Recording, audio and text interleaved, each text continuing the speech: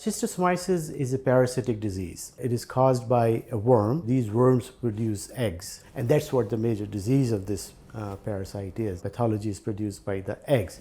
So as you probably have seen pictures of small kids in Africa with bulging bellies, that is because of these parasitic diseases. Currently 78 countries have this disease, and it's a very common disease in sub-Saharan Africa. 200 million estimated people are carrying this disease. An additional 800 million people are at risk of getting the infection. The morbidity is very high of this disease, second to malaria. We have seen over the last 40, 50 years that this disease hasn't been contained.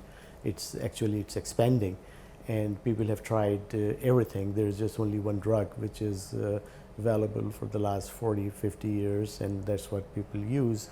So something was needed in addition to all of these public hygiene programs and drugs to add to the mix of things to control it. So for any vaccine to be effective, the vaccine has to have some sort of response. Your immune cells have to remember that there is a pathogen which is coming and we have to fight that. And also they have to have some sort of memory, long-term memory, so that you can recall it, so that they can divide, expand, and kill the parasite.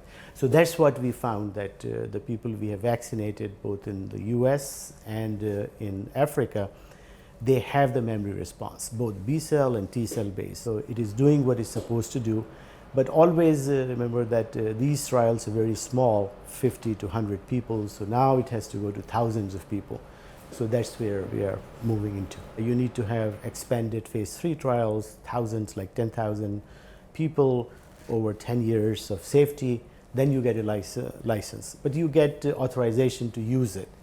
And I think that we expect to have it in the next decade. In this case, there is no money to be made. It is a humanitarian effort. I have all of the patents, but we are giving away that so that it cannot be used for anyone else to make the money. So people putting in funding to do this, it has been a very difficult road, but I think we are very lucky that this was funded by NIH, Gates Foundation, Wellcome Trust, Wright Foundation, EU.